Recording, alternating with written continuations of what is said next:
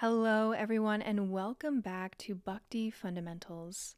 Today, we are diving into one of life's biggest questions: who or what am I?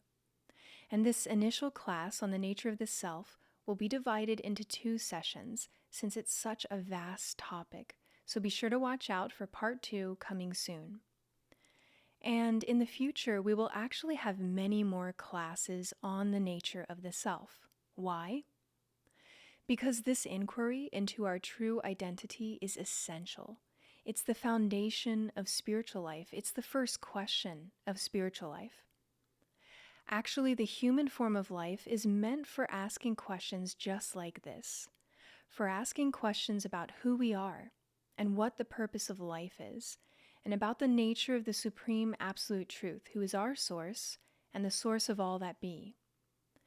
Animals cannot ask the deeper questions of life. They're concerned with survival, with finding food, defending themselves against predators and the natural elements, etc.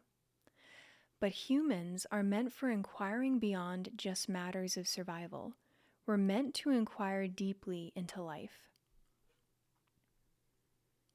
The opening statement of the Vedanta Sutra, which is the condensed form of Vedic knowledge, is Atato Brahma Jigyasa, which means, now that you're in the human form of life, now is the time to inquire. In other words, now is the time to ask the big, important, nagging questions. Who am I? And what's the purpose of life? Now, of course, many people go through life misidentifying who they are or avoiding the topic altogether. And yet, the question of who we are, our identity, is the very first question addressed by the Supreme Himself in the Bhagavad-gita. This means that the question of who am I is really just the beginning of spiritual life, and yet it's crucial.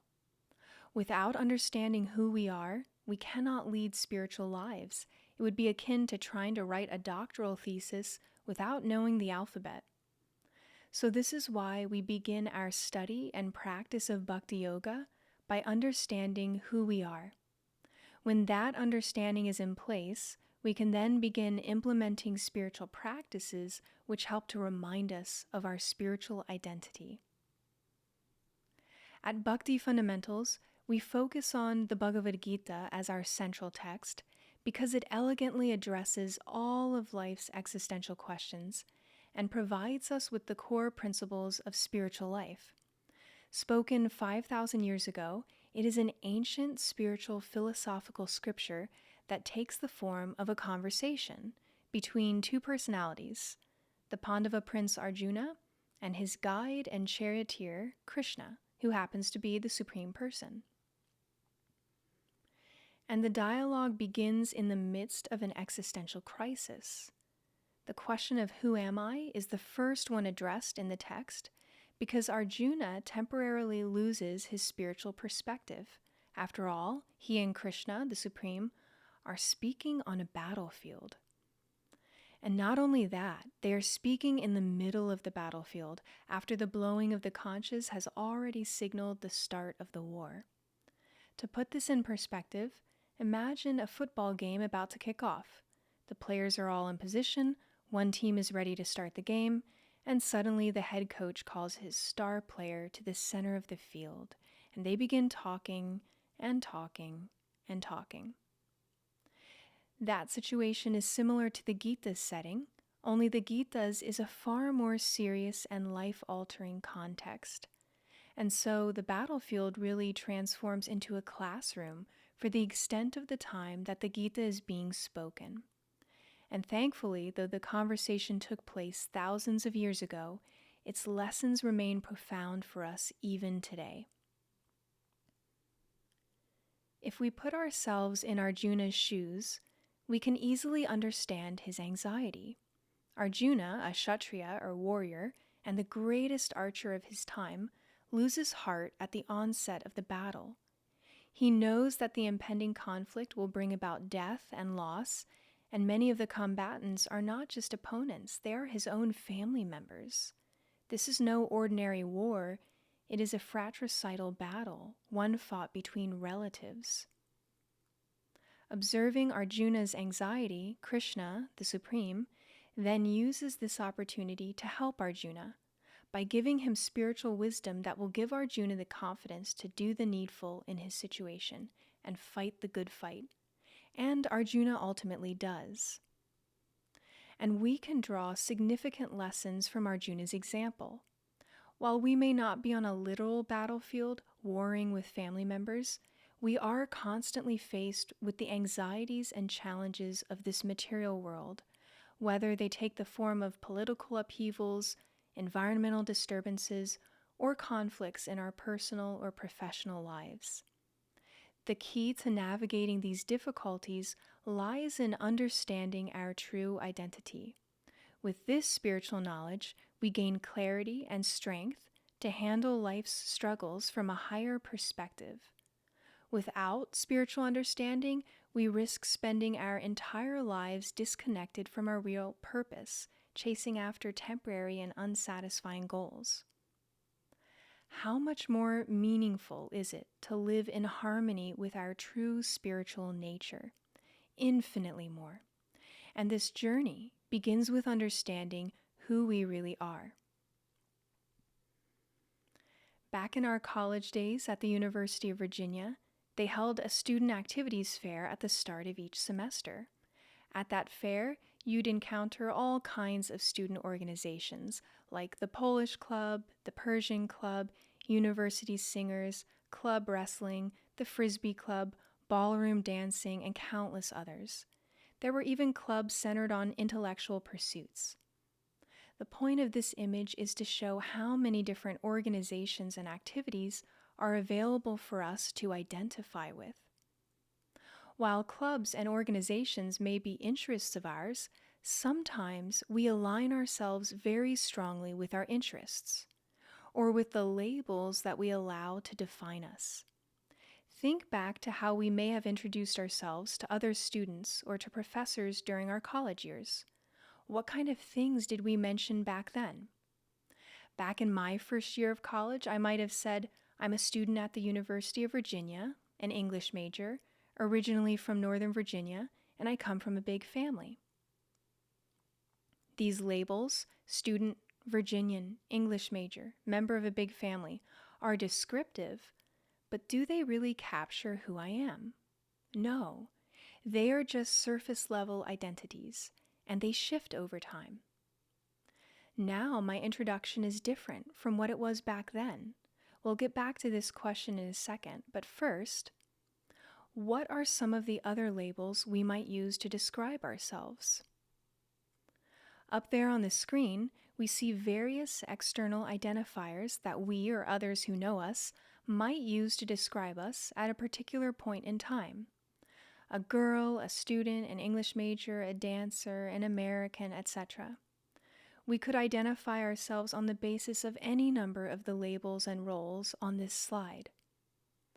But the labels on screen are all external descriptors, and as we alluded to just a moment ago, actually within this very lifetime, some of the labels and roles listed may change over time, such as being a college athlete or being a member of a certain church. In other words, they are relative to our current material situation. External identifiers don't ultimately define us. This is a simple analogy, but if I pour raspberry lemonade into various mugs, each different in color and size, you'll notice that the quality of the lemonade remains the same. Whether it's in a blue mug, a tall mug, or a small one, the lemonade will quench your thirst and taste just as sweet. Only the container differs. Now, while it's easy to recognize this with mugs, it is more difficult when we consider our own containers, our bodies. We often mistakenly equate our identity with our material bodies, or with our appearance, or the roles that we play at different stages in life. When we confuse our true self with our external body, or the temporary roles that we play in life, we severely underestimate ourselves. We are so much more than our material bodies. And even more detrimentally, we may end up becoming servants to the labels we adopt, limiting our potential and understanding of who we really are at our core. For example, I might think I'm a woman, so I should act a certain way, wear this type of makeup, dress in these clothes, join these specific clubs, and so on. This mindset comes from identifying too closely with the body and external labels. Similarly, and unfortunately all too commonly in our world, some people act in racist, sexist, or discriminatory ways based purely on someone's material appearance. This happens constantly, and the root of the problem is a lack of understanding the true self. When we don't recognize that our real identity transcends the body, we then fall prey to superficial judgments, both of ourselves and others. Thus, external material labels are temporary designations. They are not enduring. They change over time. The roles we play in life are similar. Some roles become more or less prominent at different stages in our life. These labels and roles that we play are superficial. They don't define our true essence. When we answer the question, "Who am I?" or "Who are you?" by saying, "I am this" or "I am that," there is one constant, the I. The I remains the same, even as the this or that label we insert changes over time. So the real question becomes, what is this I that does not change? The Gita teaches us that every living being in this world, including you and me, is an eternal soul encased in a temporary material body. We are the soul, or the jiva, or the atma, as it's referred to in Sanskrit. Spirit is eternal, matter is temporary. We are eternal, since we are the soul. These material bodies we inhabit are temporary. They age and become diseased and eventually die, but we never do. We are the indestructible, eternal souls housed within our bodies. Now, we tend to identify with the body or think that we are these temporary bodies because it's through the body that we experience this material world. We see, hear, feel, smell, and taste through the senses of the body. It's the body that we see in the mirror every day. And this constant interaction with our material body conditions us to believe that we are these bodies. But it's like when we see a car on the road, no one thinks the car is driving itself. We know a person is driving the car, unless it's a Tesla. But even then, someone is in the car controlling the settings. There's still a person behind it.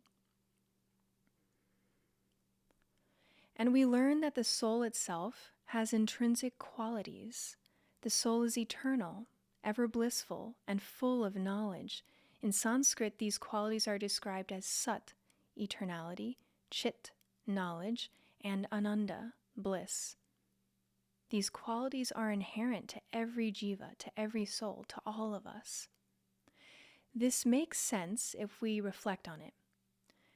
Because despite living in a material world full of ignorance, suffering, and death, we naturally long for the opposite. We are always seeking knowledge, happiness, and a way to avoid death. Even in this temporary material world, these desires are embedded within us because they reflect our true nature, who we are, the soul. We pursue education to gain knowledge, we constantly seek happiness, and we have an innate fear of death. Yet the very things we search for externally are already our core identity. As souls, we are actually eternal, full of knowledge, and full of bliss.